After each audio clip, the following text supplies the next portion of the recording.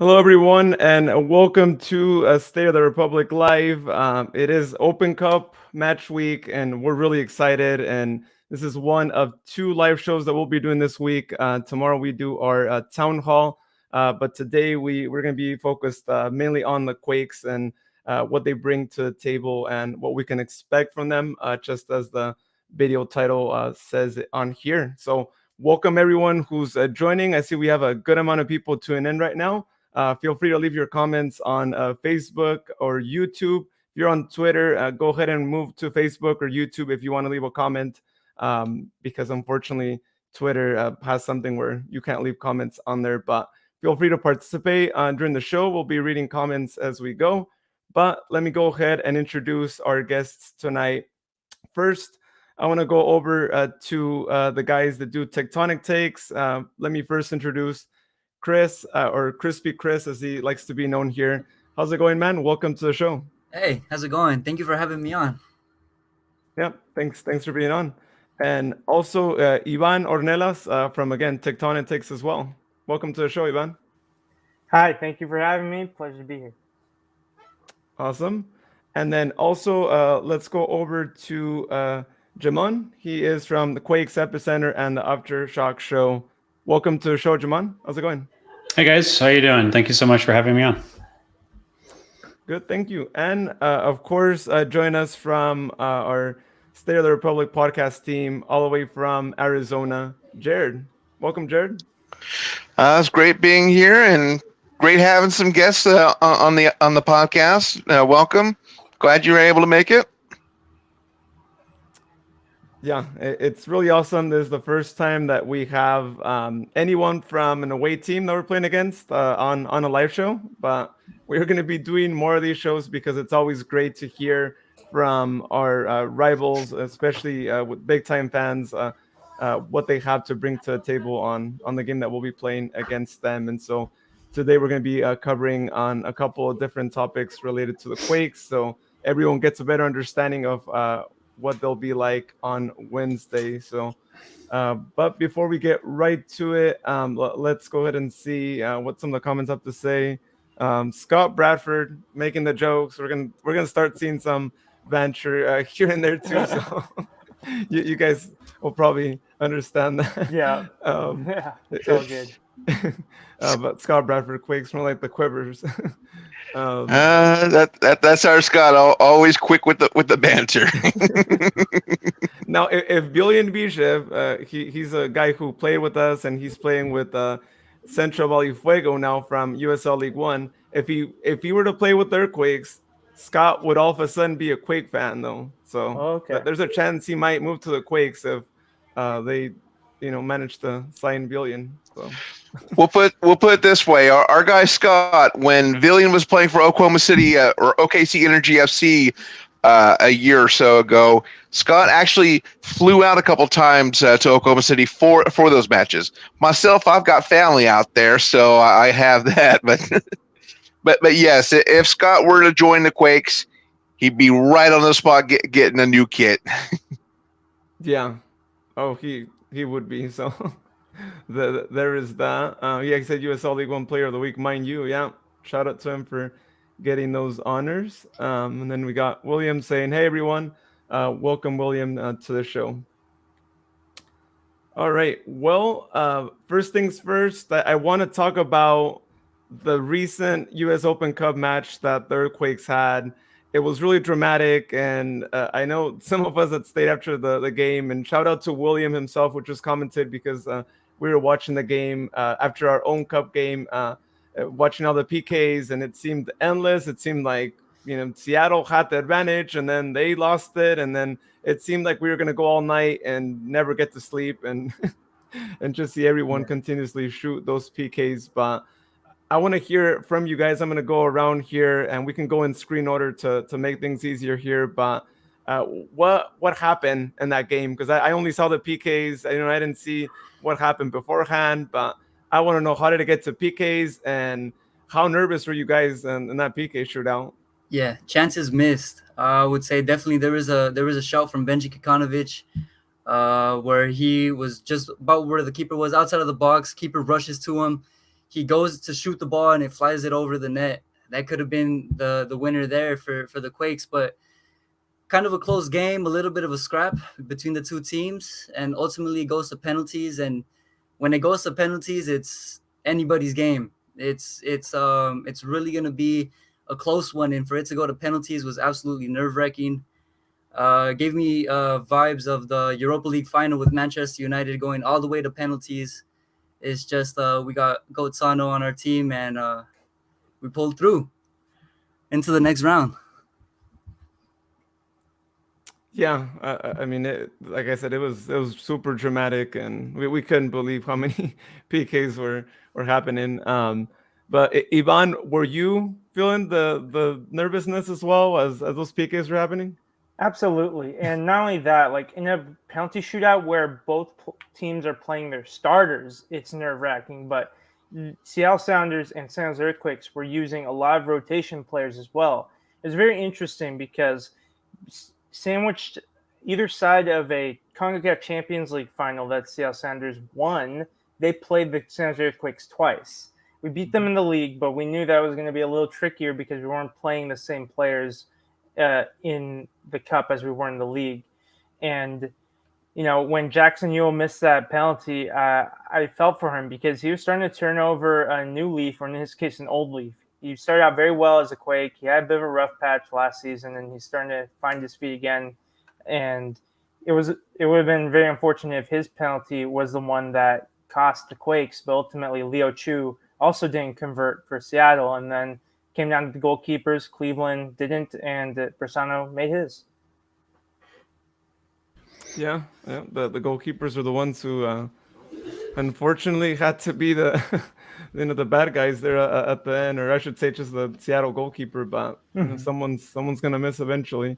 How about you, Jaman? What were your thoughts overall on this just epic game?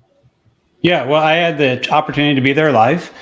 I actually live in the Seattle area, so made it nice and easy to be able to do that. And I was right behind the bench. So yeah, it was very interesting to get to kind of experience the atmosphere at Starfire. I talked to a number of the players up in Vancouver the following weekend, and they said it was a lot like, because a lot of these guys are recently college players, homegrowns, and they're used to playing games in front of like small, tight audiences. And, it was just like being back in like an ACC game or a Stanford game for some of the guys. And, it's a great environment. The pitch is not that good. It was raining during the second half. And when it was dry and the pitch was in good shape, the Quakes owned the game. They were able to control the ball. Benji Kikanovic, sure, he missed an opportunity at the end of the game, but the Quakes aren't even in penalties if it's not for Benji Kikanovic. He was all over the place, causing all kinds of trouble. Leo Chu was owning Tommy Thompson at the right back situation, so that was something that the Quakes had to watch quite a bit. But I really liked the front line. It's a ton of fun and a lot of speed to have Benji Kikanovic starting at the striker. Cade Cowell was starting at the right wing. They had Aseni Buddha, who was their 8th round draft pick out of Stanford, playing on the left wing. And that's a ton of pace up at the top. And if that's the way that they go against Sac Republic, I hope your back line is speedy, because it's going to take a lot to keep those guys, off the scoreboard and in front of you. And Aseni Buddha, and I mean, all 3 of those players can score. All 3 of those players have assists. They're all high quality players. We'll see what they decided to do for this game. Obviously, some players are played on Sunday in the 1-1 draw against Sporting Kansas City, but it should be very interesting to see the lineup that goes out there. But I kind of expect it's going to look a good bit like the one that we saw in the last game. I expect it's another opportunity for Matt Bersano to start in goal. And, penalty kicks in the rain. And with all that craziness, you got to talk to Matt Bersano after the game. And, he's a guy who just put in years and years. Everyone will remember him from the Reno 1868 squad. He put in years and years down there kind of serving his time and had the opportunity to be a hero. And, congrats to Matt, because that's a big deal for a guy like him who's, hasn't gotten those starts for the Quakes, to be able to come in and be the hero in a game like that. So I want to ask you, being that you were there at the game, you guys were 2-0 up. What happened to the team like after that? Why is it that like Seattle got to tie it up after you guys were up 2-0? Well, as happens when teams get up 2-0, of course they start kind of more absorbing pressure rather than applying pressure, and I also feel that a lot of those players aren't used to going 90 minutes, and it took there had to be some substitutions and some rotation, and players were less comfortable. The pitch got really sloppy, a lot of sliding all over the place, and it just didn't. It wasn't a situation that was going to work out well for the Quakes. So they had Eric Rometty able to play the 6 in that game, and he was able to make the game kind of messy, slow it down, kind of control the pace a bit more, and he had to see the game out a bit for the Quakes, and he's very good at getting into those situations and being able to slow those games down when the Quakes get a lead. And a couple of those goals were I would say a little bit fortunate from the Sounders perspective, but they kept bringing the pressure. They missed a lot of opportunities. They had a ton of shots, but very few of them were of any quality. Jimmy Madronda had a free kick that I felt maybe, Bersano could have reached. Bersano said after the game he didn't, it was a perfect penalty or perfect free kick. He wasn't able to take it. He wasn't able to get to it, but that is what it is. And he took a free kick and a special effort in order to get that second goal. Yeah, I do agree with you. 2-0 advantages are usually the toughest, right? As we all know, right? With most teams, that's usually what is said, right? That sometimes it's hard to maintain a 2-0 versus a 1-0, which is crazy, right? But it's probably, as you mentioned, right? It's just everyone feeling like you got the game already, even though there's still a long time left, especially after the 50th minute. Yeah. Well, one of the tricky things is that the Earthquakes had to do a bit of rotation, on Sunday. They already started out of this lineup. There's already Agrin started on the back line in that game. Beeson started at left back in that game. Paul Marie started at right back in that game. Rometty started in that game. And Cade Cowell started in that game. So you have several players who started in the last lineup that were on Sunday that are going to either potentially have to play again, or there's going to be some further rotation. I believe Francisco Calvo is actually with the Costa Rica national team right now because they are getting ready for their playoff qualifier for the World Cup qualifying. They have to beat the representative nation out of the Asian Confederation. So, that's going to take him out as a potential. So it'll be quite interesting to see, what backline Cavello goes with and how long they're able to stay in there. Real quick, it's New Zealand out of OFC they're playing against. Thank you, New Zealand. I couldn't remember off the top of my head who they were against. No problem. Yeah, that game is happening here soon, so that should be interesting one. Jared, did you get a chance to see the game yourself or see the highlights? I actually multicast it on the ESPN Plus app on my Xbox, so I was switching between the San Jose Seattle match, the LA Galaxy versus California United match. I mean, both of those matches were definitely hard up on action, especially the match going on between San Jose and Seattle. It was a very hard fought battle, especially in the extra time. And I was also able to catch the majority of the penalty kicks. I did catch when finally the goalkeepers, when it was their turn to go through. I mean, just to see Seattle shot sail wide. I mean, that just got the it just got the adrenaline going. Seeing it all comes down to that last shot, and San Jose just knocks it in. I mean, that was a marathon match. I mean, that stadium itself. I mean, we've had some history there as well. You know, when we used to play against the then Tacoma Defiants, who are now in MLS Next Pro this season, of course. But it's always a difficult place to play in, especially with the rain, especially for us teams that really aren't too used to the rain with the conditions you have. Not only having to trudge through the pitch, but also the physics of the rain on the ball when you're trying even just a corner kick, set piece, penalty kick. I mean, there are a lot of variables in there, and it was just amazing to see both the San Jose and Seattle hold their own, but ultimately there had to be a winner, and San Jose ended up taking over and moving on. Yeah. It's always tough when you play in the rain, and luckily Wednesday there's a 0% chance of rain, but it is going to be pretty hot, and it's going to be a whole different atmosphere for you guys. So you guys are going from extreme rain to extreme warmness too. So just things that happen in the cup. Maybe more than one way. You know, this is going to be a Northern California derby here we're going to have on our hands, and it's going to be a really exciting game. It's the Open Cup magic. So I'm really hoping that Sacramento could maybe go out there and you know, test the back line. The Earthquakes go out there, play their midfield game with Remedi, and play Cowell. He's been on form as well, and just have a really entertaining game in our hands.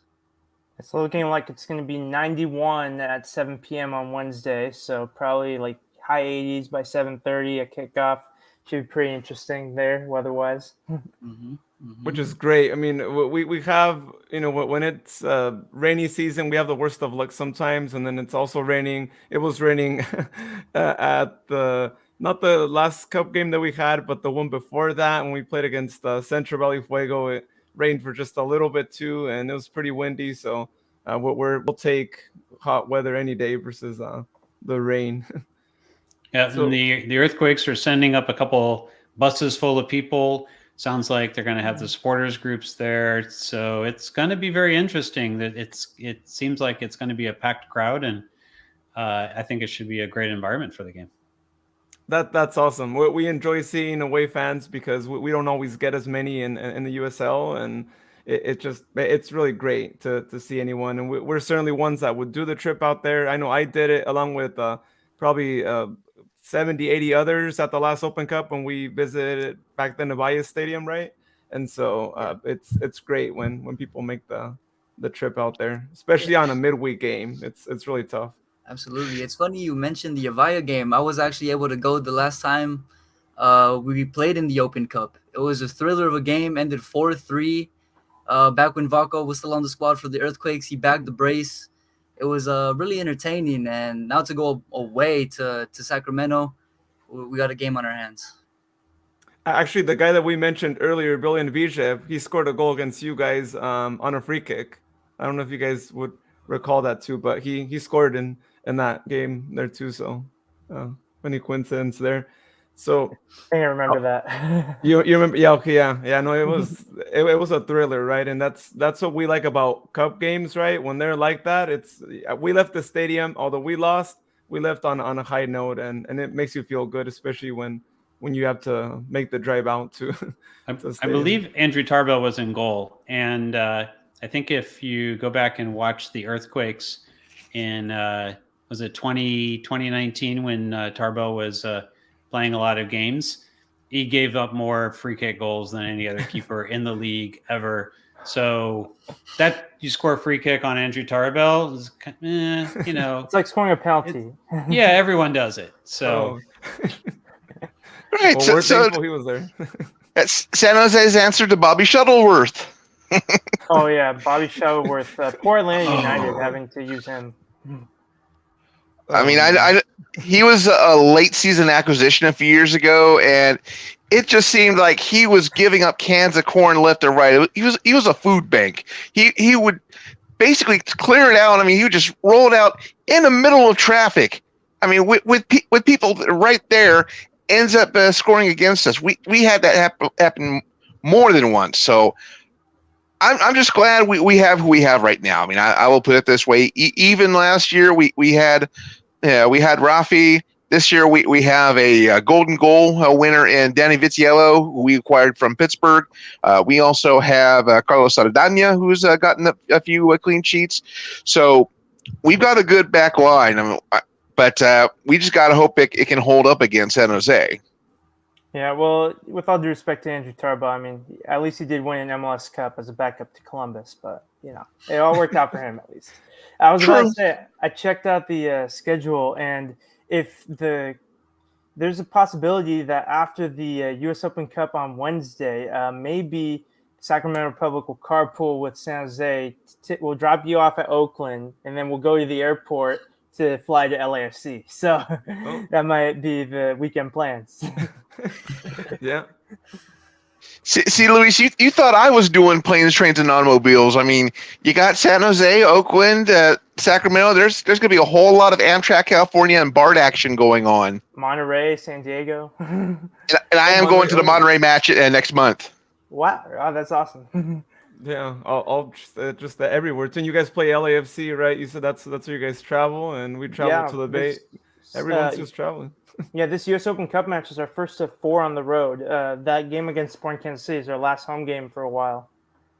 Oh, well, yeah, that's happened to us a couple of times too. We have more away games, and it's kind of sad not seeing the team for a whole month and having to just travel. Although it'll be quite a homecoming going back to Stanford Stadium for the California Classico. Oh, nice. Yeah, at Stanford, as it usually is. Yeah. Yeah.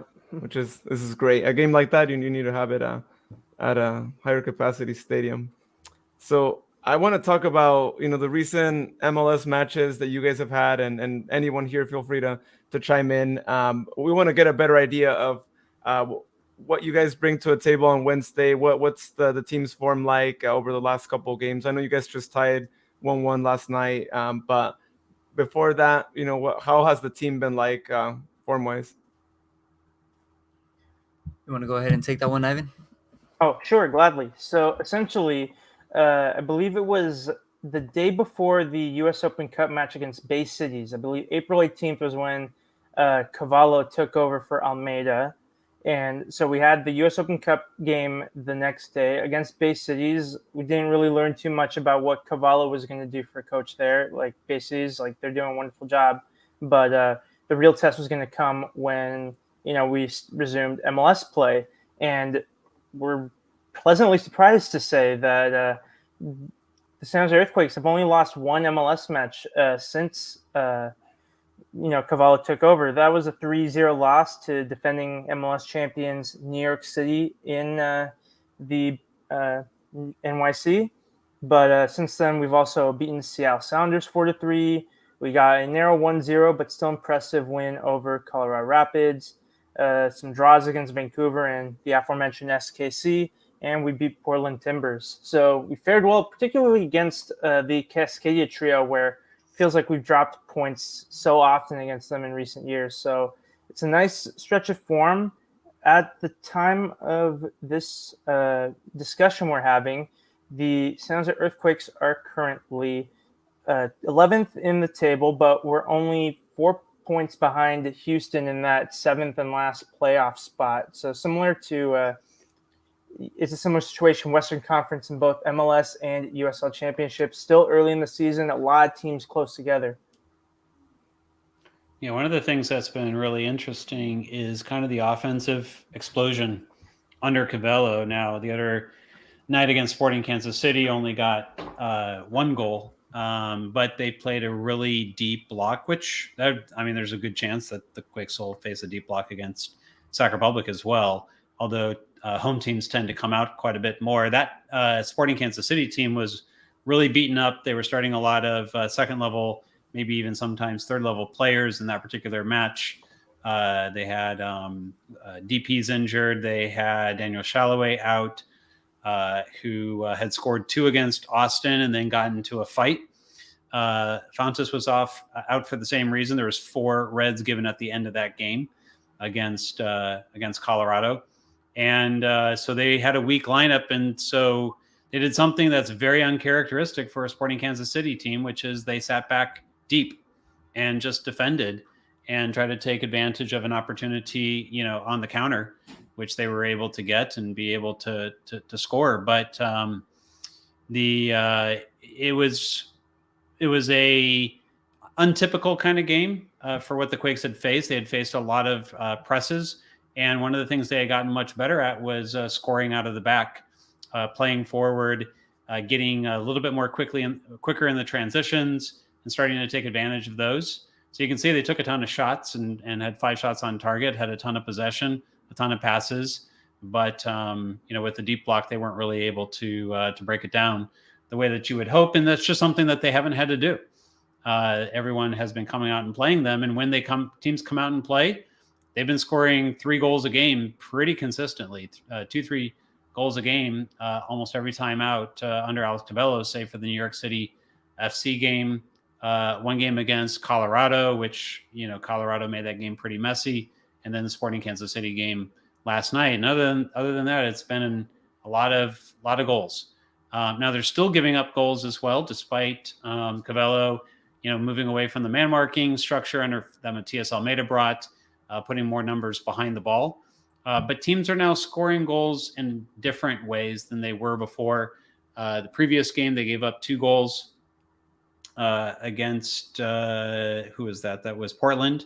Those were both off of set pieces. And, they had a guy who's 5'7" chasing around players much taller than him, and probably wasn't necessarily the best tactical setup for the team. And I think they learned from that and made some changes in the last game.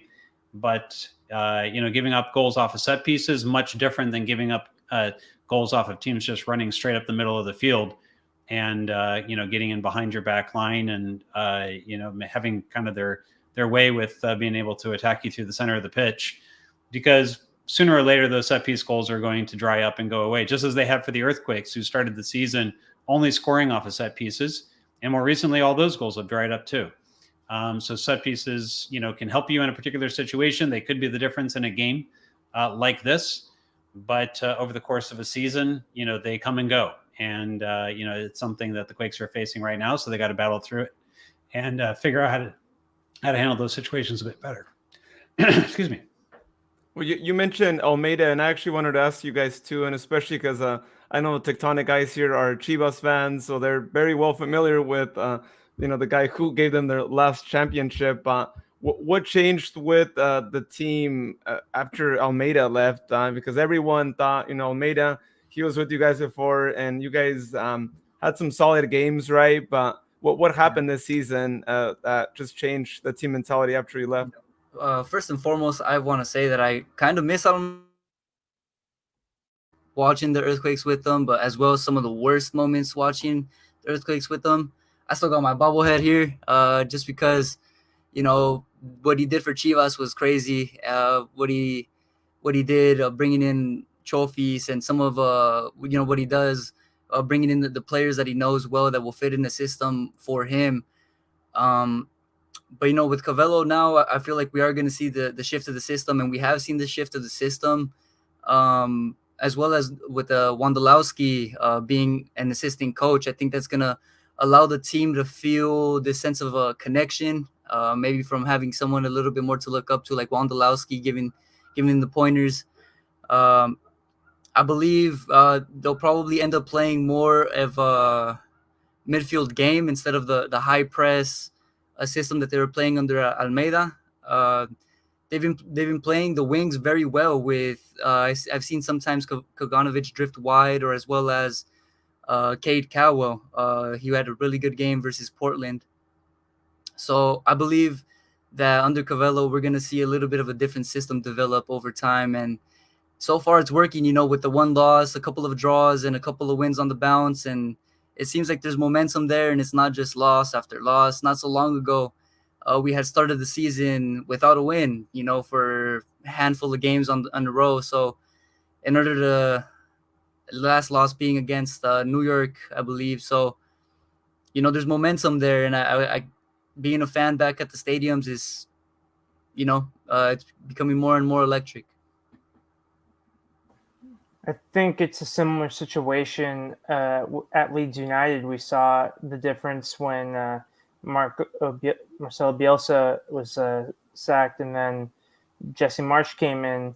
You have the former managers who are very vocal, passionate leaders and demand a lot of their players, but sometimes it starts with the new manager bounce, but then the new ideas start to set in and it starts to work better with the group of players that they have. And it will incentivize more players, specifically back to the San Jose Earthquakes, or more clubs will look at their managers if they're struggling, particularly as June, July, August comes around, to take that gamble perhaps to maybe change it up and try a new manager, a fresh voice, and maybe that will be the turnaround they seek as well. But I think it's definitely a different vibe, I feel like, whereas previously, like, I would see the players both like on the pitch and press conferences, like they'd say all the right things, they would do all the right things, but the results just wouldn't be there. And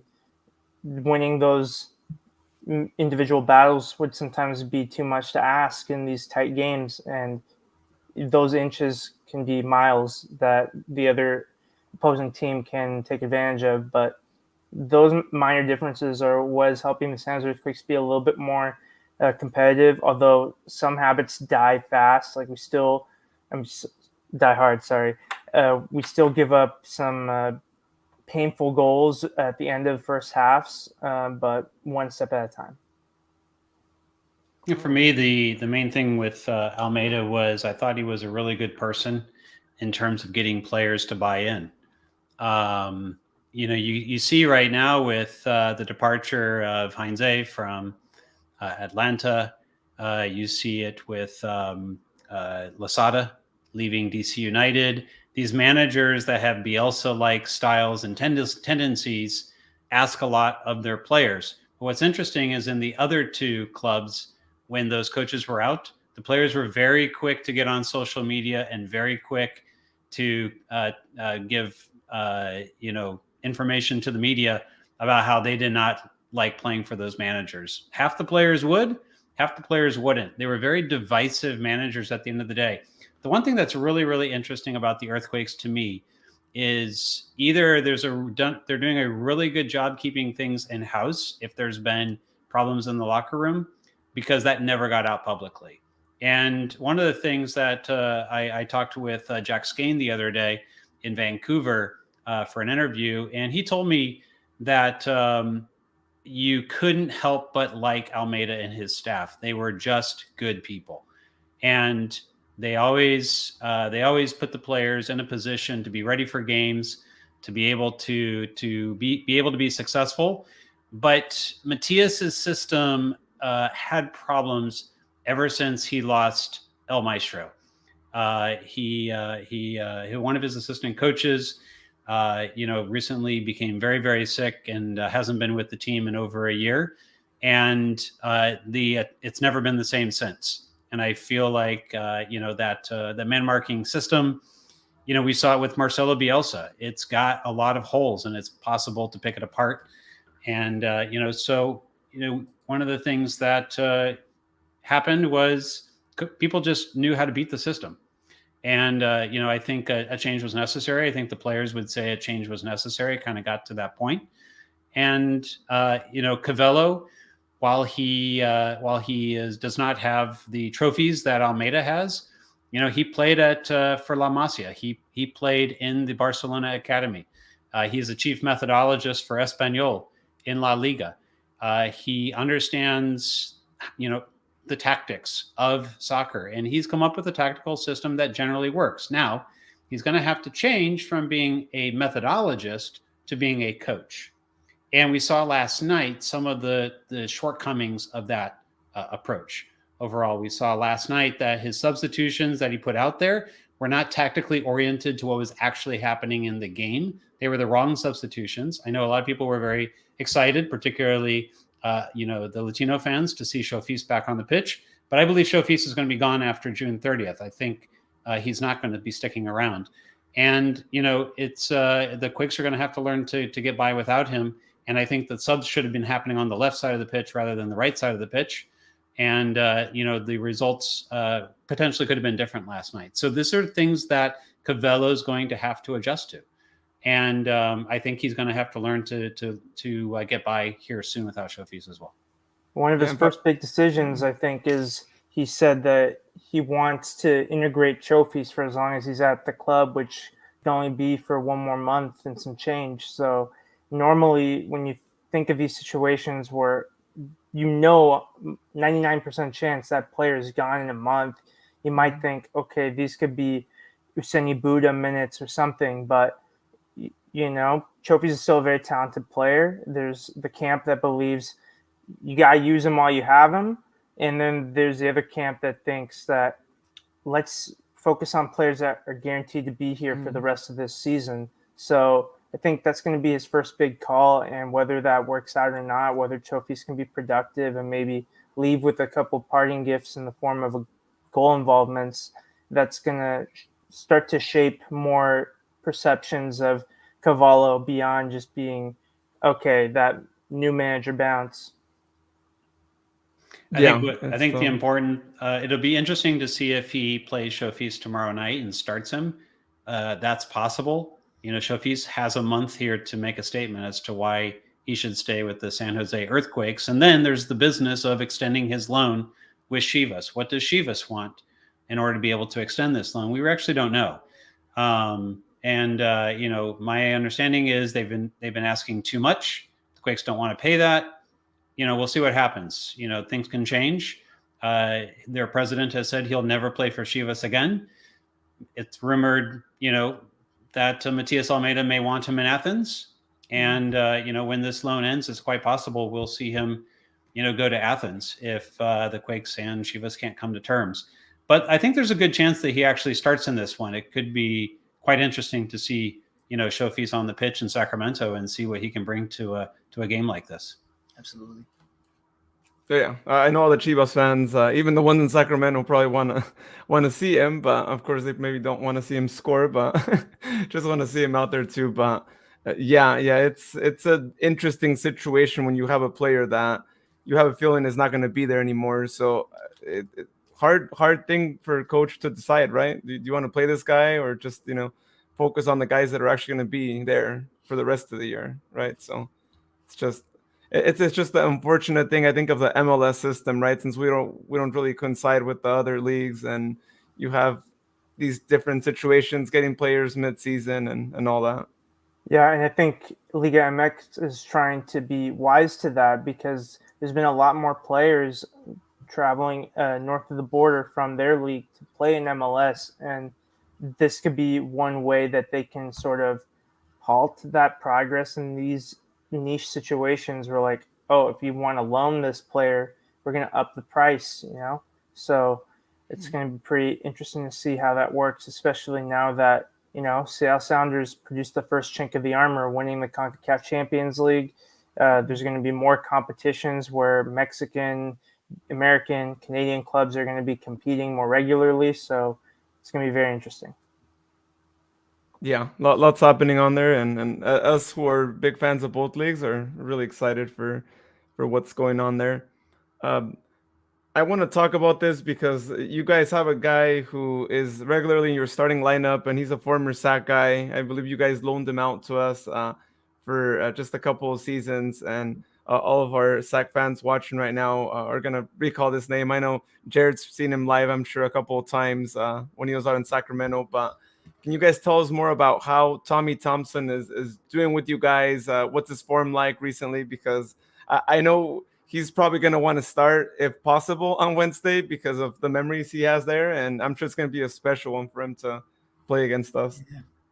I feel Tommy Thompson would like you said, definitely would want to start. And I feel like he would play with all he has. Tommy Thompson's the type of player to kind of just go out there and really just give it all for the shirt. I feel a little bit, we were talking about Almeida, like the sacrifice he did to go and learn Spanish for the dressing room, and he did a couple interviews in Spanish and everything like that. So that really speaks volumes about his character, and on and off the pitch, he's able to be pretty versatile. He kind of plays in that like Philip Lahm, Kimmich, right back, CDM role. He could kind of fit in, along those lines. And yeah, I think if he could get a start, he would probably really want to maybe grab a goal or an assist. But yeah, that's Tommy Thompson. Yeah, so Tommy Thompson, his role has evolved and shifted throughout his career with the San Jose Earthquakes. He did have that spell with Sacramento Republic, and regardless of which part of Northern California he's been in, he's been a player that you love to have in the dressing room. You love to have out on the pitch, whether it be in the starting 11, coming off the bench, or in the occasions where he doesn't play. Like, he's very encouraging, and he has a good connection with all his teammates. And the example that Chris shared about learning Spanish to better communicate with Almeida and several of his other Spanish-speaking teammates, it shows the kind of person, the kind of player he is. And it's the reason why, even though he hasn't been a guaranteed starter in the last few seasons, he still remains a fan favorite. When we have these discussions at the end of the season, which players we think should stay, which players we think would be best suited elsewhere, Tommy Thompson, if he wasn't such a great person, he would have been a more popular choice from some fans to think, okay, maybe his time is coming to an end. But he has such a special connection with the San Jose Earthquakes. I know he also has a connection with Sacramento Republic as well.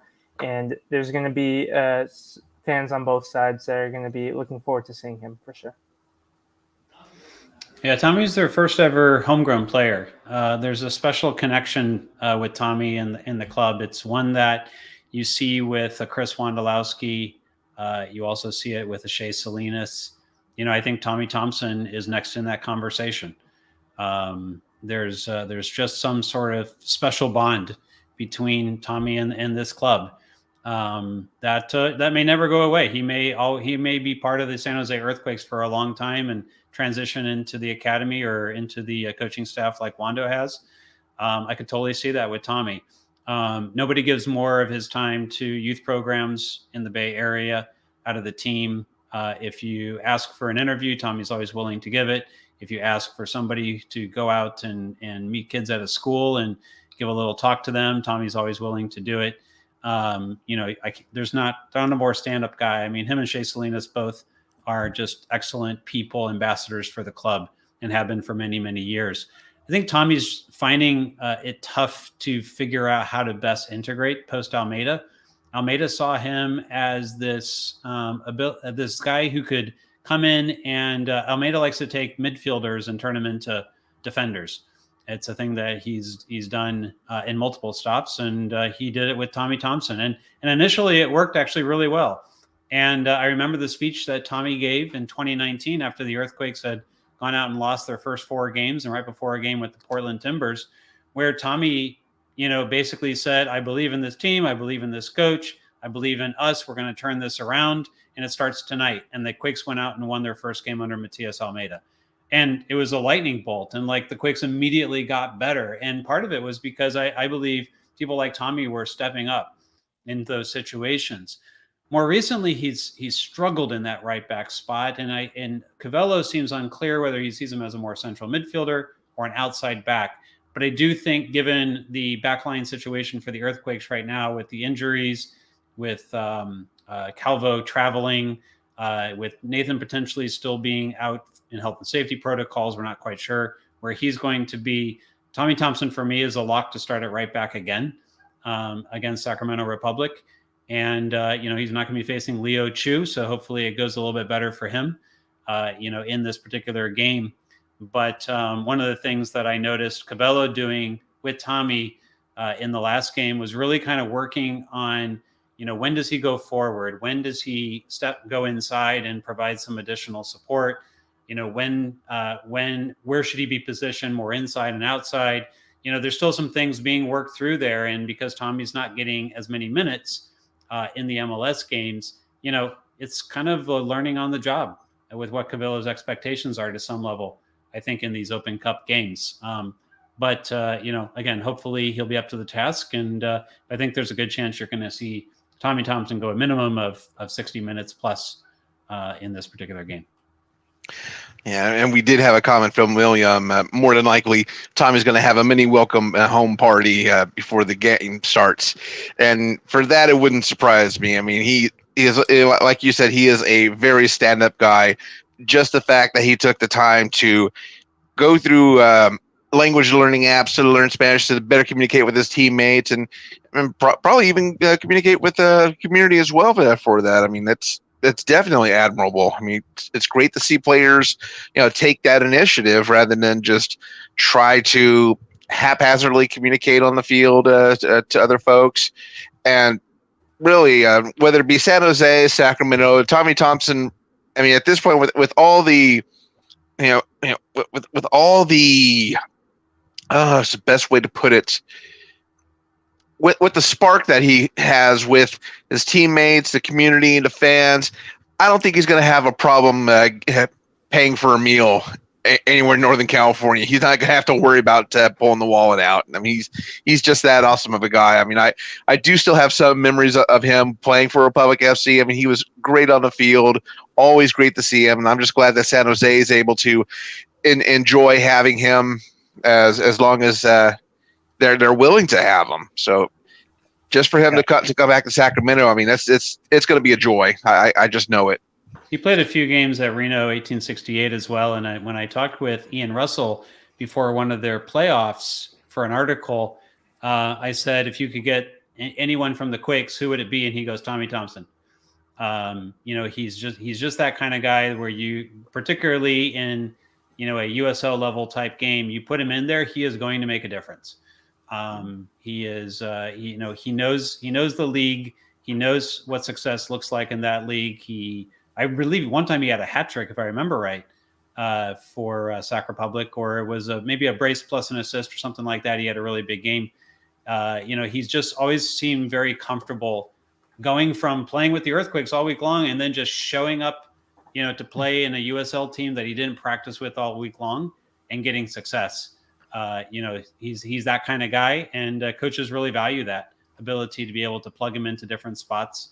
And regardless of the formation, regardless of the system, he has the ability to step in there and make an impact.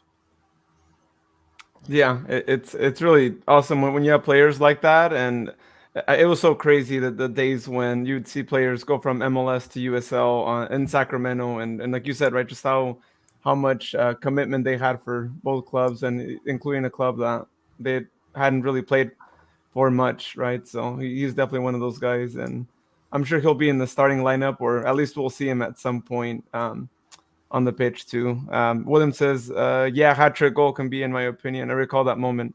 Oh, okay, so he thinks that it was a hat trick that he did. Must have been sometime 2014, being that was our championship year. So I did have a question about Sacramento Republic and their lineup against Phoenix Rising in the U.S. Open Cup. So who are some of the standout players that they played, and do you think it'll be a similar lineup to this U.S. Open Cup match? Since you haven't been able to talk as much, I'll let you answer first. Now, as far as standout names, I mean, we do have a few. For example, we do have Luis Felipe. He's one of the workhorses on the club. I mean, he just goes in there, head down, just plows right through the defensive lines, does what he can to get the ball in. Unfortunately, last year he did rack up quite a few yellow cards, but I guess in a way that speaks for his tenacity, his willingness to get in there. We also have Dan Casey, who I've nicknamed the Mick Foley of USL because he puts his body on the line every single match he plays in. He's taken injuries, he's taken shots to the face and other portions, but he just gets up there and running. I mean, that's just how committed he is. And then, of course, we have the two powerhouse of Rodrigo Lopez, who was part of that 2014 championship team. We also have Matt LaGrassa, who you probably might be a little bit more familiar with as playing with Nashville for the past couple of years, but he's come back home. He's actually from Elk Grove, so that's another homegrown star. We have our goalkeepers, as we mentioned, Danny Vitiello. He's won the Golden Glove Award with Pittsburgh. Also Carlos Saldana, who we acquired last season. But this past offseason, we have made a major overhaul of our roster. We only have, I think it was 5 people from last year's roster that are still on this year's roster, I believe.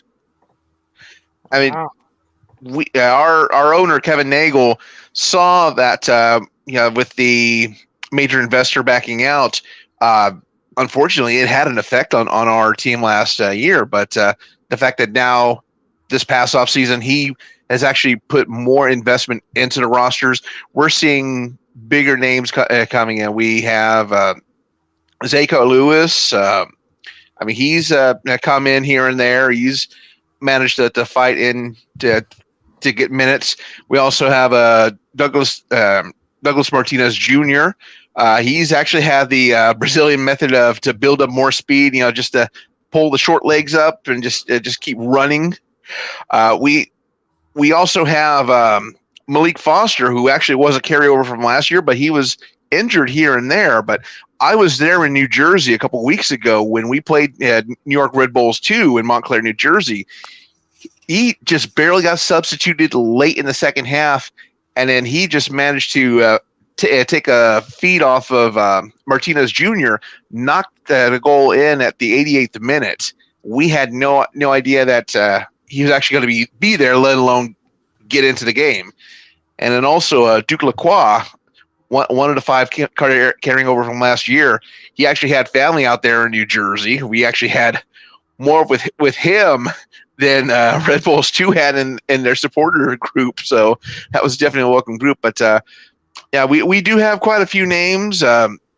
Hopefully they'll be able to keep up with San Jose. I mean, I certainly believe they will, but ultimately it's not going to be my thoughts that are on the field. It's going to be these folks. Yeah. We also got Keko too. He's a La Liga veteran. He's from Spain, and he was around for a while, and it's his first time in the States, really anywhere outside of Europe. And then we have Davia Viader. He's actually coming to us from Union Omaha. You guys might recall that name from Open Cup and what they've been doing so far. He was champion with them. They were champions last season in League One. And so we've just gotten a lot of players, like Jared was saying, and it's a much different squad because last season was the very first season that we didn't qualify for playoffs. And the owner wanted to make sure that, we never got to say that ever again, and we could continue on our trend of qualifying for playoffs. So, and also, this is the first season without Cameron Iwasa, is it? Yeah, he retired last season. Unfortunately, we didn't expect that. He announced it really later on, but at least he got a goal in his last game, which was our last season game that we had. That's great. Yeah. So it was great that he got the goal, of course, not the That's a good farewell. Yeah.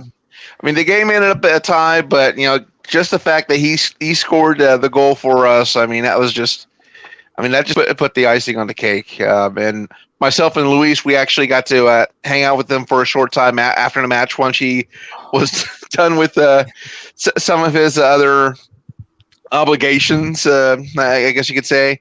I mean, he's very, very humble, down to earth guy. I mean, he went to Jesuit high school in Sacramento, so he's definitely of the 916. But we certainly do miss him on the field. He's still around, of course. I don't know. It just, I still get a little teary eyed. Just thinking that the fact that it was his last season last year, and nobody could afford to hold that. Yeah, it was not something we ever expected would happen. I thought he was going to go back to MLS and give it another try, because he should have had more opportunities, but he got injured with Sporting, and so it was a bit unfortunate. But he had other plans, and he had just gotten married as well, so I'm sure he had other things going on there. But now that we were on the topic on former players, and ever since we got this guy, I wanted to ask some more Quake fans more about why this happened. But we're pretty thankful that you guys let him go and let us actually take him. And Jared mentioned him earlier, Luis Felipe.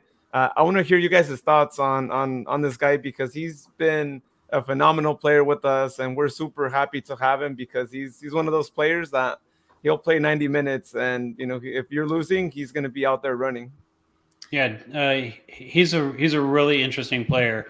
I know in the very first, I think it was the very first season of Reno 1868 FC, Ian Russell was really high on Luis Felipe, and they were able to bring him into the Earthquakes and give him a contract because he had such a huge impact in USL. He was clearly at the time above the level. I think the thing that really happened was he didn't work well with Almeida's system. The expectations of a defensive midfielder. The issue really there was kind of the 1-to-1 requirements. When one of the games that he got to play was the 7-1 loss up in Seattle, where he was arguably at fault for the first like 3 goals or so. It was really difficult. He was always behind the play, out of position, and everything. Yeah, he just didn't fit well into a man marking system. You ask him to be able to play in a zonal system, in a double pivot or even a single pivot, and he was always excellent. And I always felt like he was a kind of someone who was just a casualty of just not fitting, with the coach in this particular case. But it's interesting because I wonder how he would do today under a guy like Alex Cabello. I feel like he's a player that the Quakes could use. So for a team to be able to get him in USL Championship, when you have a player that, let's say he's between USL and Championship and MLS level, and he's clearly kind of above USL, and he's maybe that bubble type of MLS player like him. I mean, that's just a great business transaction. It's a great fit, and fortunate for the teams who can get players like that. A lot of those players end up at Phoenix Rising. Who seem to always seem to get some of those, but it definitely a great get for Sac Republic, and he probably will make the game kind of difficult on the Quakes in the central midfield. I absolutely believe he's going to show up for this one and play super hard, and in a system where he's comfortable, in a place that he calls home, which is not what was happening when you get asked to go up to Seattle and play against the Sounders. In a man marking system, I think he's going to be fine, and I think he will actually do well against players like Jackson Yule and Eric Rometti in the center of the pitch, and they're guys that he knows. He's practiced with them. The Quakes aren't going to really almost throw anything. Even Jack Skane, he I think had a season with, or part of a season. So those are players that he's going to feel very comfortable against, and I think the Quakes are going to have a tough time playing through the middle of the pitch with Luis in there. So good on Sac Republic for finding a player like that. And I want to say real quick while we're on former players, and I hand it over to somebody else. Duke Lacroix was a player that was in Reno 1868. That was again another player that I think people felt might have been able to play above the USL level as well, and be able to be a bubble MLS player. He was looked at for the Quakes. There you go. So he knows some Earthquakes players before we're moving to Reno and Sacramento as well. So it's going to be interesting for him as well. I think he's got a bit to prove, because there was some talk about him getting an opportunity with the Earthquakes that never quite happened.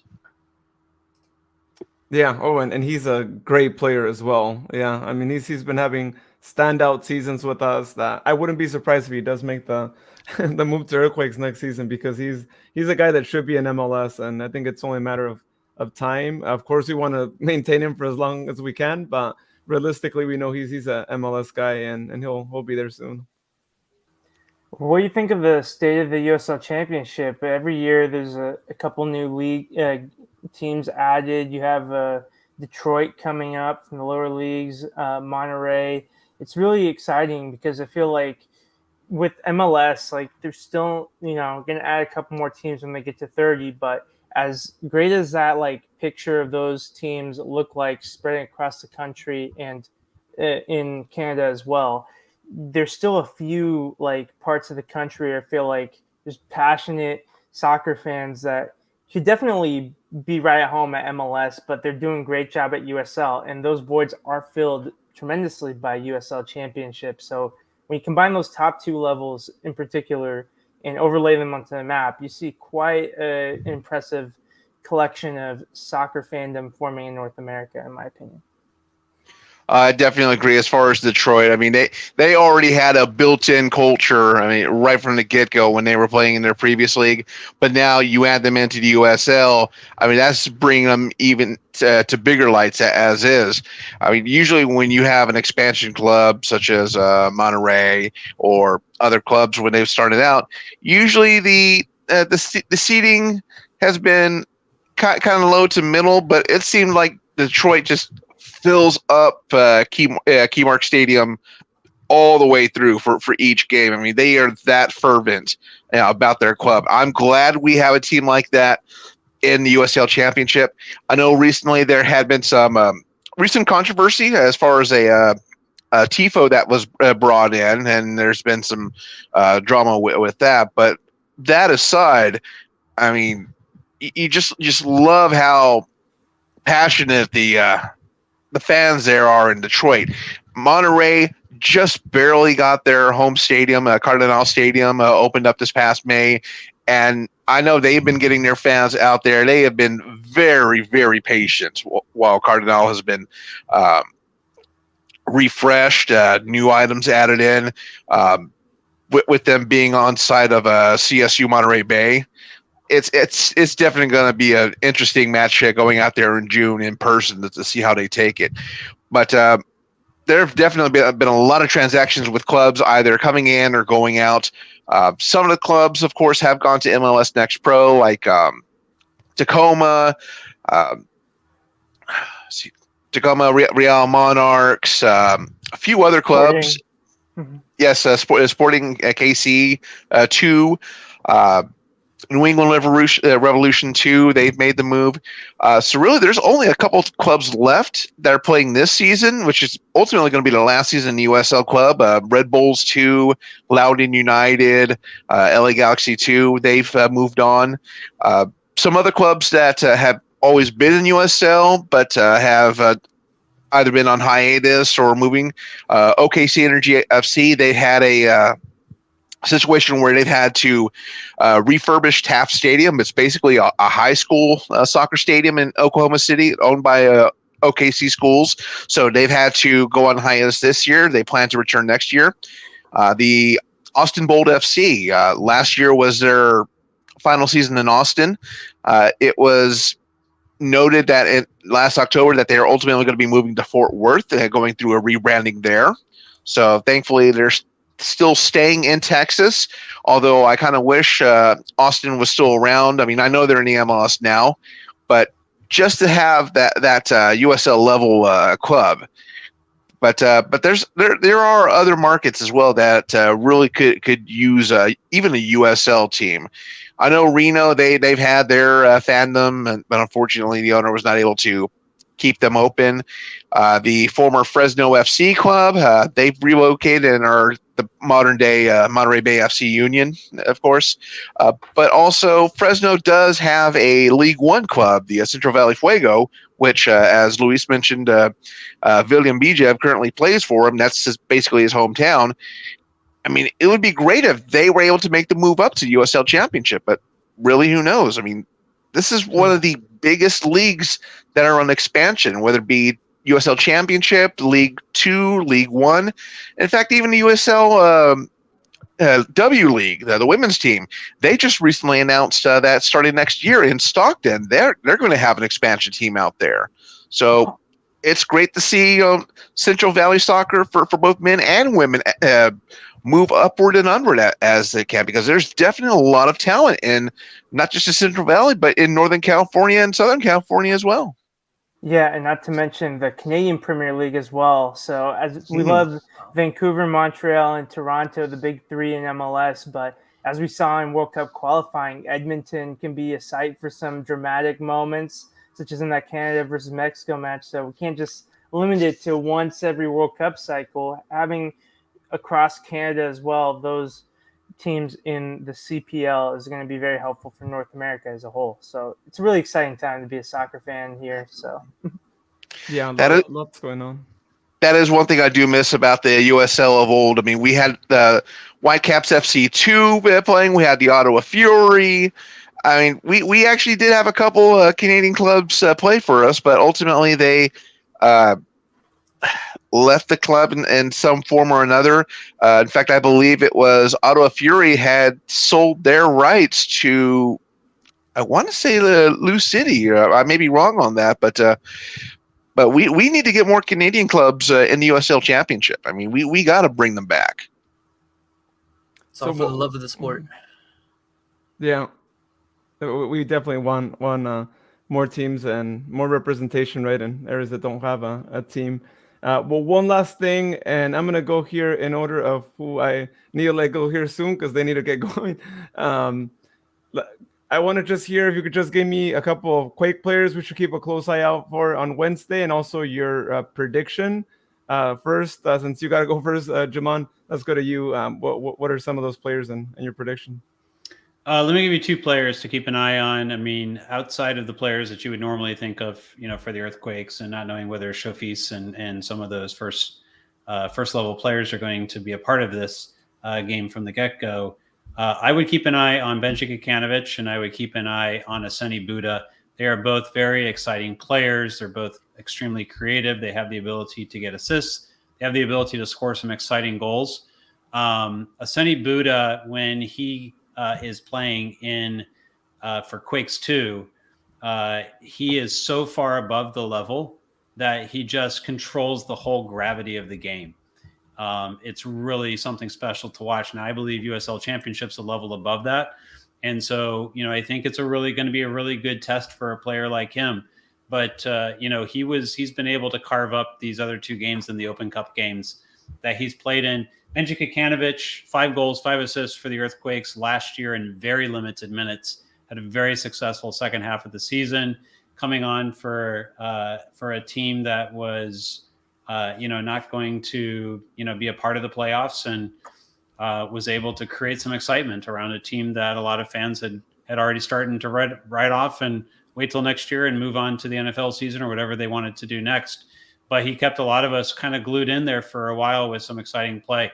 So those two players, and he had a great game against the Sounders, in the Open Cup. So I would say keep an eye on those two players. In terms of predictions, it's never easy to go into any other place and be able to win a game, particularly in the Open Cup, and particularly when you can't come out with a draw on the road, and you're going to need to get a result. But I think there's just some special talent right now in the Earthquakes that some depth that they haven't had in previous seasons for an Open Cup run. And I think we're going to see that depth show up tomorrow. My prediction is 3-1 Earthquakes. All right. Well, yeah, thank you for joining us, Jamon, and I'll let you get going too, but thanks again for being on. All right. Next, let's go above to. Let's go in screen order. Ivan. Yeah, so the player I think that we can keep an eye on right now, not to repeat Jamin's, is Oscar Agren. I think right now, with the Sporting Kansas City game that just happened and potentially this game as well, we see a window of opportunity opening up for him. He's a rookie, and similar opportunity that Tanner Beeson had when he broke out, where there were some injuries in the back line, and that forced Tanner Beeson to be more involved ahead of schedule. And Beeson has turned out to be a very capable starter when called upon. And I think if Agren can continue to play well with the opportunities that he does have, that addresses a problem that's been there for the Quakes for several years now, depth at center back, where if one of our starters, particularly Nathan, misses any extended period of time, that we'd be very much in trouble. So I really hope to see Agren continue to play well when he does get opportunities. As for a prediction, I just have this feeling that we're not done with penalties. I think that there will be goals in this game. I'm thinking, why not? It could be something really fun, like a 3-3. I think maybe 2-2 in regulation, 3-3 in extra time, and then penalties. Maybe it won't go as long as it did against Seattle, but it will definitely require at least the 5 rounds. We'll say 6-5 penalties for the Quakes. Bersano just makes another big save. That's a bold prediction. Tectonic takes, it's what I do. Absolutely. To go based off of that, after that prediction there, I would say a good player to keep an eye on would be a certain Cade Cowell. You know, he came off the bench versus Sacramento in 2019 and to terrorize some of the defenders off of the wing, and a young Cade Cowell at that. He's had a couple of some time to develop in the MLS, coming off the bench, a couple of starts here and there. So I'll say two players. I'd probably say Montero as well, catching form. Someone to keep an eye on.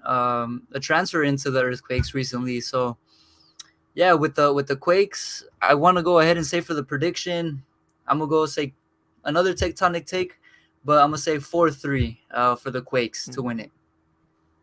Oh, no, a repeat of 2019. Yeah, that could. Well, you think it goes to extra time, or is that 4-3 regular? I'm gonna go ahead and say in regular time 4-3. Oh, yeah, that'd be explosive game 4-3, and there'd be a lot of goals there.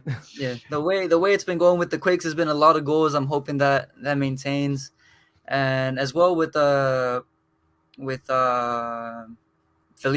Felipe. If he gets any minutes, I would hopefully want to see him control the midfield as well for Sac and just have it be a good game. Like you mentioned earlier that the weather was going to be hot. I'm hoping in more than one way, kind of get a little bit in there, show some tenacity, show that who's going to go out and be the champions of Northern California. Yeah, it's going to be something else. And you guys may have not heard as much of it too, but the team's been doing a lot of marketing on the game. They've been trying to really get the word out for it. And we've been seeing a lot of videos produced by them. Like this is a pretty big deal for the team because it's the first time that they're hosting a round of 16 in the Open Cup. And so it's going to be a crazy atmosphere out there. That's all I'm saying. Yeah, the club has been aggressively marketing this match. They've gone out to some of the higher name sports celebrities, such as Doug Christie of the Sacramento Kings, Eric Armstead of the Niners. They even have a $2 beer, $2 water, $2 soda special going on Wednesday.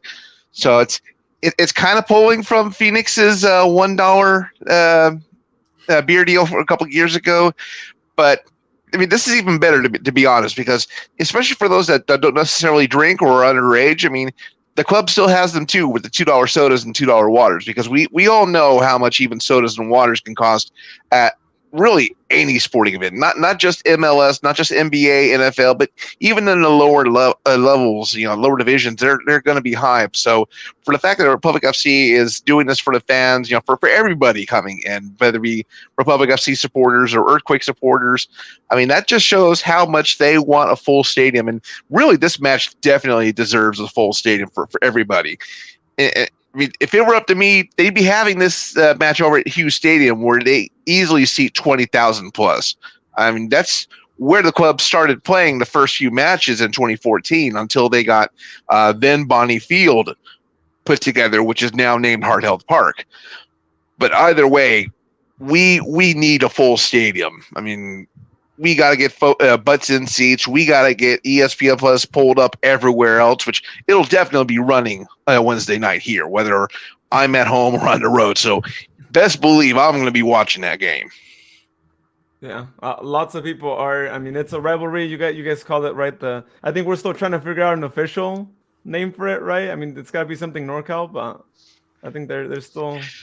I think at this point, we might as well just come up with the Amtrak Cup, because you figure Sacramento, Oakland, San Jose, maybe Monterey, if you kind of count that connection to Salinas. Yeah, that's close enough. We can make that happen. Either way, whoever wins this match, that's the team that I hope goes all the way. Why not? Yeah. Yeah. And let's remember, right? I mean, the winner of this match, it's going to be a NorCal SoCal game up next, right? So it's like you go from one rivalry to the other one, which is even more intense, right? We know NorCal SoCal rivalries are. Either way, it's beat LA all day, no matter who wins on Wednesday. Right. Absolutely. Thank you for having us. It's also away too. It's an away visit too, so it's going to be crazy. Cool. But Ivan, Chris, yeah, thank you guys so much for being on. We really appreciate it, and Right. yeah, best of luck on Wednesday. We just hope we see a good game. That's all we really ask for. Yeah, exactly. It's going to be fun. Cup competitions, whether it's U.S. Open Cup, FA Cup, DFB Cup, whatever, it's one of the greatest traditions in soccer, and anyone can win any match. So it's going to be really fun. Absolutely. Well said. We've seen it with Bay Cities. Now, We almost saw it with California United too. I mean, Yeah. they played a hell of a match against the Galaxy. Yeah. All right. Well, Pleasure we'll talking definitely to you all. We'll definitely be giving you guys a better game than Bay Cities did. I know Bay Cities was Yeah. it was just one. They're learning. They're young. Yeah. They're brand new. I mean, they barely had a team for like maybe not even a month when they played against you guys. Yeah. But awesome. Well, thank you guys again for being on. And hey, if we play against you at some other point, we'll have you back on. All right. Sounds good. Take amazing. care. Thank Have you. a good Yeah, night. we appreciate you on here. Have a good night. All right. Back cool. at you. Bye.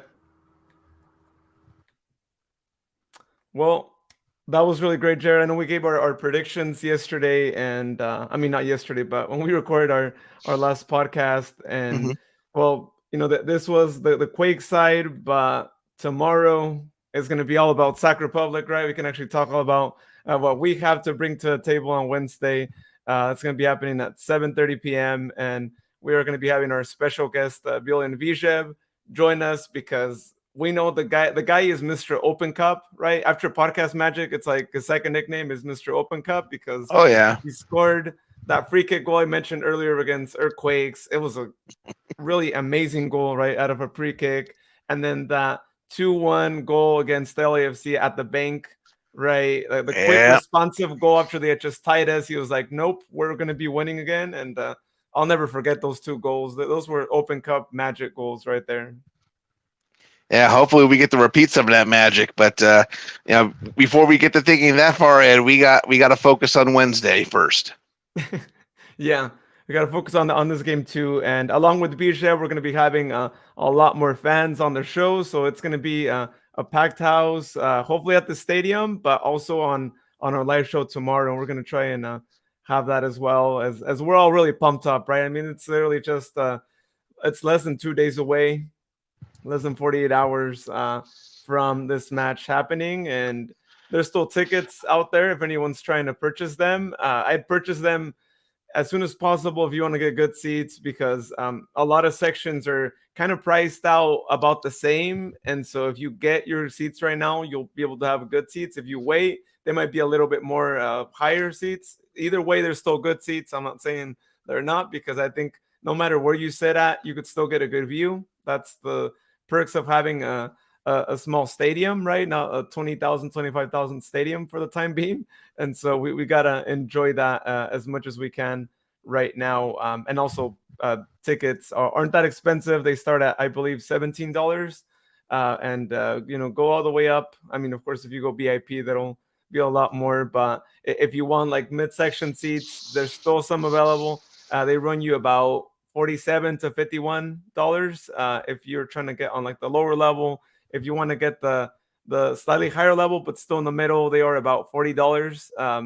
That's about how much I got mine. I'm gonna be sitting right next to the press and the commentators. If we have any commentators there, I'm not sure with Open Cup if they'll be there, but it should be a really good one. And again, yeah, we're really excited for tomorrow, which we'll be discussing more of that game. So, and also for those that are outside of the area, such as myself, you might want to go ahead and hand over that $7 to the mouse to get ESPN Plus up and running, because these matches are going to be exclusive to ESPN Plus. They're not going to be on Fox 40 as much as I would love they would be, but this is a big match. So ESPN Plus, they're definitely going to want to get in on this. So definitely, get them up and running. They do have iOS and Android, and as I've advised before, the Xbox app for ESPN Plus does allow you to multicast. So if there's another match you might want to keep an eye on, you can always keep the audio on the Republic FC San Jose match. Yeah, that's such a great feature, and I'm glad that they have that, especially for tournaments like the Open Cup, because Absolutely. can't see all of them, right? And that's the nature of the tournament. It's kind of sad. There's a lot of great games that go on, and of course we're gonna watch our team, right? But fortunately, with ESPN Plus, you can go back and rewatch, and I've done that with a couple of games like the Galaxy California United Strikers. I really wanted to see how that game went down because Galaxy was losing, and you want to see what happened there and how the other team was doing. So yeah, and to be honest, I still got to see if they still have the game in New Jersey on demand. I'm gonna have to look into it and actually sit down and watch it. I mean, I know I was there, but still, but then again, it's not gonna have the Sacramento broadcasters feed on it. So yeah, who knows? It's the downside of ESPN Plus, right? Any away games, it's not going to be Sacramento commentators, but the neat thing is that Fox 40 does have them, right? Regardless of where you're at. But I wish Fox 40 had on-demand games, right? At least if they saved the last, I don't know, 2 games, right? And I know they probably take up a lot of storage, but just if anyone has any connections with Fox, see if there's a way to put full matches on Fox 40 app. Again, at least just recent matches. Yeah, they'd probably have to go through some red tape with the league for that, I'm sure. Yeah, and ESPN and all that too. Although ESPN owns part of Fox, right? If I remember, I heard something about Disney purchasing parts of Fox. I don't know if they purchased everything Fox, but that's what I heard. Yeah, there's some portions of Fox that Disney does not own. I'm trying to remember the exact details. I know with Disney purchasing Fox, instead of being 20th Century Fox, now it's just 20th Century. So they've taken the Fox out of that. I think they have also had forced the sale of the Fox Sports regional networks. So instead of seeing like Fox Sports Bay Area, well, I know it's kind of going a little far, but let's say Fox Sports Arizona, Fox Sports Oklahoma, Fox Sports South, and everything like that. Now they've transitioned over to Bally Sports. So Bally being the same company that does a lot of the gambling, like in Las Vegas and all that. So now you're going to see Bally Sports Arizona, Bally Sports Oklahoma, Bally Sports South, and the like. So there are some portions that of Fox that Disney does own and does not own. So it's really difficult to say as far as that goes. Oh, okay. Well, hopefully they start owning a piece of the local Fox stations, so there won't be an issue there, and they'll be like, yeah, you guys could do that. We're the same company. You could do that. Yeah. Awesome. Well, everyone, thank you so much for tuning into the live show today and for listening to the podcast. If you haven't yet, go check out our podcast and listen to our most recent podcast in which we talk about the unfortunate game that we had this past week. And you'll definitely want to check that out. We had our thoughts on it. And, even when we don't win, we have a lot to say about it. And, just find out things that need to be fixed for Wednesday's game. And so go check that out on the podcast soon. Let's see, we got a comment. William, great show. Thanks, guys. Thank you, William, for tuning in. And also thank you, Tina, for tuning in as well. Thanks. Good to see you, Tina.